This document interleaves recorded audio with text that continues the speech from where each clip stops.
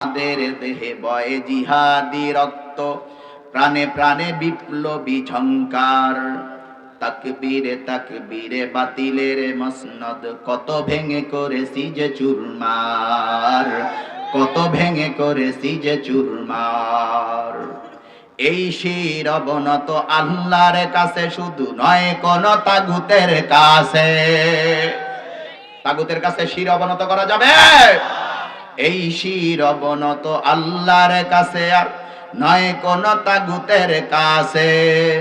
শহীদি কাফেলা নিয়ে যাব জানি একদিন, মসজিদে মঞ্জুলে পৌঁছে, মাকসুদ মঞ্জিলে পৌঁছে।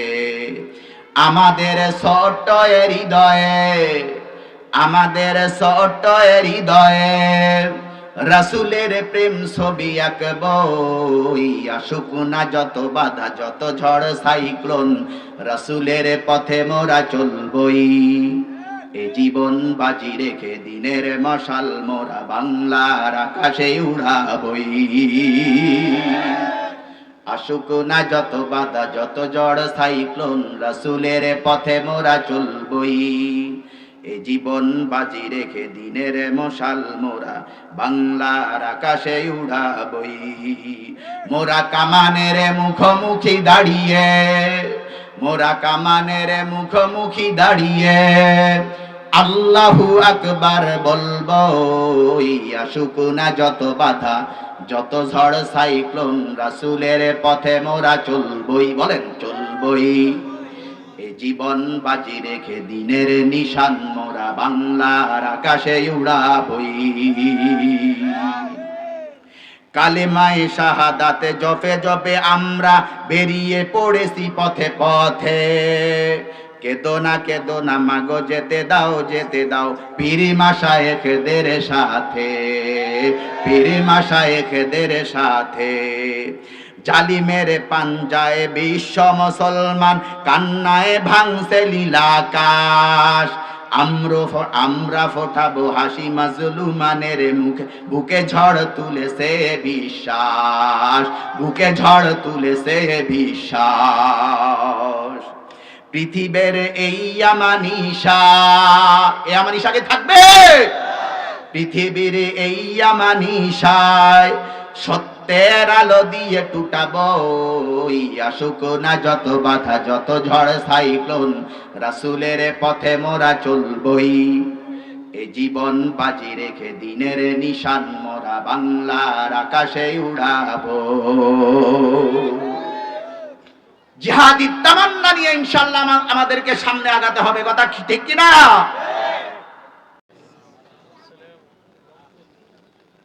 ইন্নাল হামদালিল্লাহ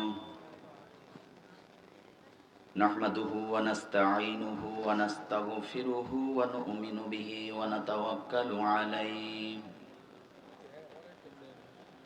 ওয়া নাউযু বিল্লাহি মিন শুরুরি আনফুসিনা ওয়া মিন সাইয়্যাতি আ'মালিনা।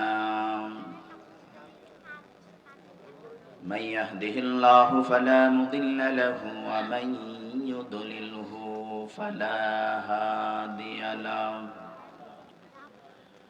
ونشهد أن لا إله إلا الله وحده لا شريك له ونشهد أن سيدنا وسندنا وحبيبنا وطبيبنا ومولانا محمدا عبده ورسوله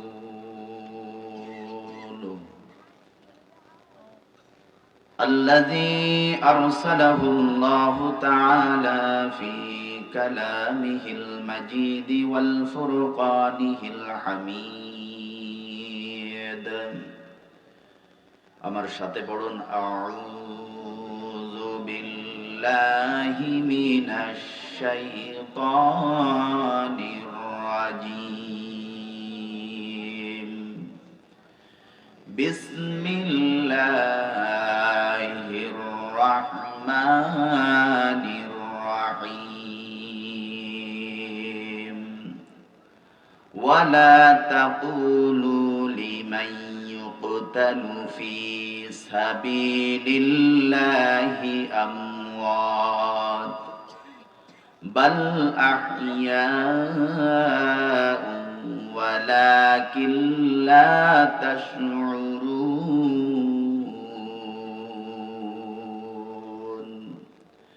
إن الله وملائكته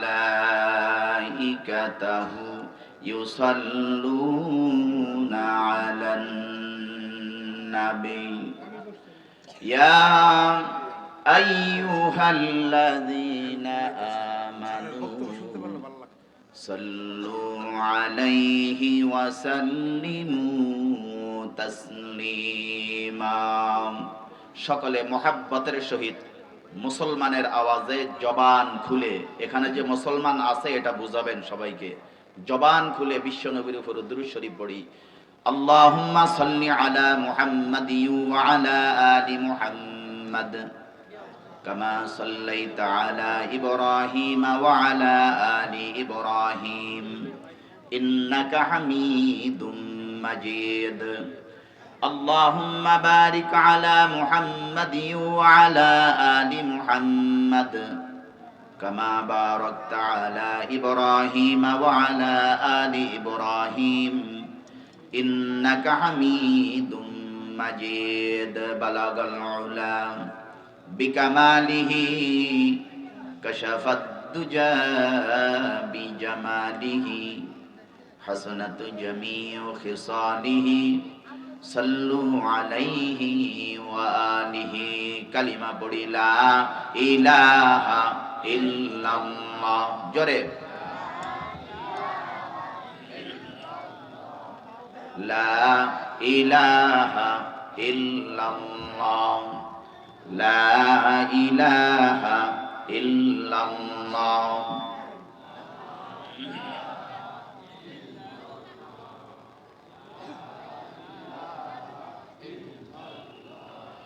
লা ইলাহা ইল্লাল্লাহ মুহাম্মাদুর রাসূলুল্লাহ। بذكر شهر جبيني در خروشاست ولی دانت دری معنا کے گوشاد نہ بلبل بر گلس تسبیح کھانے کہ ہر خارے بتسبیح اس جبانے جر سے ہر دم بگوید اللہ نگوید ٹنٹنا ٹنٹونا ٹوٹو بظاہر شمع میں آید کے ٹوٹو کہ در معنی بگوید اللہ بحر دینو بحر دنیا بحر نام اللہ اللہ کرد باید والسلام اللہ اللہ کیا مبارک نام ہے اللہ اللہ مومنوں کا کام ہے لا الہ الا اللہ جرے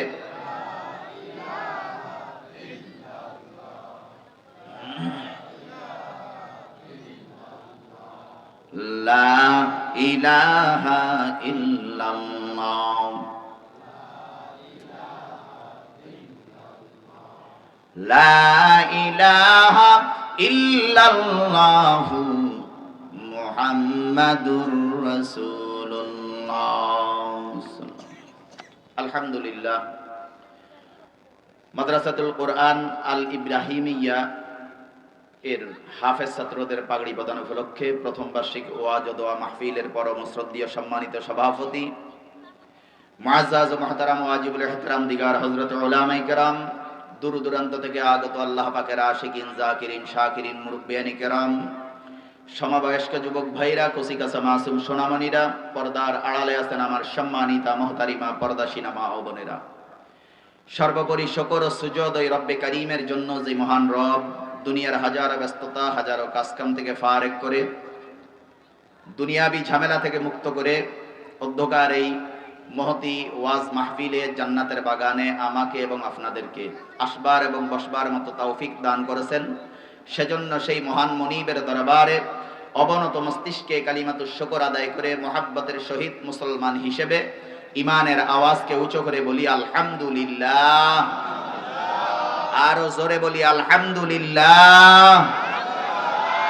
লক্ষ কোটি দুরুদ ও সালাম বিশ্ব মানবতার মুক্তির দূত, বিশ্ব মানবতার মুক্তির দিশারি, বিশ্ব মানবতার মুক্তির কাণ্ডারি, বিশ্ব মানবতার মুক্তির পাঞ্জেরি, বিশ্ব নবী জনাবে মুহাম্মদুর রাসূলুল্লাহ সাল্লাল্লাহু আলাইহি ওয়াসাল্লামের উপর হাজার শুকর কিয়ামত পর্যন্ত আদায় করলেও শুকরিয়া আদায় শেষ হবে না, যে আল্লাহ তাআলা অত্যন্ত আপনজন করে, দয়া করে, মায়া করে, মুহাব্বত করে, ভালোবেসে আমাদেরকে আখিরি পয়গম্বরের উম্মত করে এই পৃথিবীতে পাঠিয়েছেন। কথা ঠিক বললাম না ভুল বললাম? প্রিয় ভাইরা, এ নবীর উম্মত হওয়ার জন্য যুগে যুগে নবীরা আল্লাহ তাআলার নিকট দরখাস্ত দিয়েছে। আল্লাহ তাআলা একজন নবীর দরখাস্ত কবুল করেছেন, সেই নবীর নাম কি? সকলে বলেন, ঈসা আলাইহিস সালাতু ওয়াস সালাম। আল্লাহ তাআলা ওনার আবেদন নিবেদন কবুল করে সরাসরি চতুর্থ আকাশে উঠিয়ে নিয়েছেন। এখনো চতুর্থ আকাশে আছেন। কিয়ামতের পূর্ব সময়ে প্রয়োজন অনুসারে সময় মতো আল্লাহ তাআলা ওনাকে আবার এই দুনিয়াতে পাঠিয়ে দিবেন। তবে নবী হিসেবে নয়, আমাদের মতো বিশ্ব নবীর উম্মত হিসেবে পৃথিবীতে পাঠাবেন। আরো জোরে বলি কিয়ামতে হার চিজরা দান কে চিস্ত, কিয়ামতে হার চিজরা দান কে চিস্ত, কিয়ামতে কুদরন দানি আহমকিস্ত, কিয়ামতে কুদরন দানি আহমকিস্ত। সব কিছুর মূল্য বুঝলাম, নিজের মূল্য নিজে বুঝলাম না। সব কিছুকে মূল্যায়ন করতে জানলাম, নিজেকে নিজে মূল্যায়ন করতে জানি না। টাকার মূল্য বুঝলাম, পয়সার মূল্য বুঝলাম, সম্পদের মূল্য বুঝলাম, ক্ষমতার মূল্য বুঝলাম, কিন্তু আমি যে মুসলমান, আমার ইমানের কত দাম, কত দাম, এই ইমানের কত মূল্য, এই মূল্য আমি দিতে জানি নাই।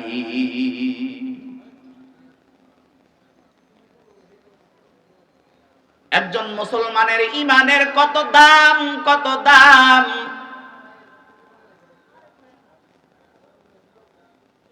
একজন মাত্র ইমানদার ব্যক্তি যতদিন পর্যন্ত এই দুনিয়ার জমিনের মধ্যে থাকবে, আসমানের জায়গায় আসমান ঠিক থাকবে, জমিনের জায়গায় জমিন ঠিক থাকবে। যেদিন ওই একজন ইমানদার এই জমিনের মধ্যে থাকবে না, আল্লাহ তাআলা ইসরাফিলকে ডাক দিয়ে বলবেন, ইসরাফিল বাঁশি বাজায় দাও, জমিনের আর আসমানের আমার আর কোনো দরকার নাই, আমার একটা ইমানদার ও জমিনের মধ্যে না। অপ্রিয় মুসলমান বন্ধুরে আমার, ইমানদারের সাথে বেঈমানের দ্বন্দ্ব মাত্র এক পয়েন্টে। কয় পয়েন্টে? সকালে জোরে কোন কয় পয়েন্টে? ইমানদার ব্যক্তি আজিজুল হাকিম, পরাক্রমশীল, প্রতাপশালী, আল্লাহ তাআলাকে আল্লাহ বলে মানে, বেঈমানে মানে না। দ্বন্দ্ব কয় পয়েন্টে? আরো জোরে। শীতে ধরছে নাকি সবার? হ্যাঁ, শরীর গরম করেন না। শীতকে শীত বলা যাবে না, গরমকে গরম বলা যাবে না। আস্তে আস্তে আস্তে আস্তে মুসলমানের দিন সামনে এমন আসতেছে, বাংলার মুসলমান বাংলার জমিন থেকে পলাতক সৈনিক যারা চলে গেছে, পলাতক গোষ্ঠী যারা বাংলার জমিন থেকে চলে গেছে, এরা কিন্তু বসে নেই। আছে নাকি? শত্রুকে কখনো দুর্বল ভাবা যাবে না। শত্রুকে দুর্বল ভাবা হলো বোকামি।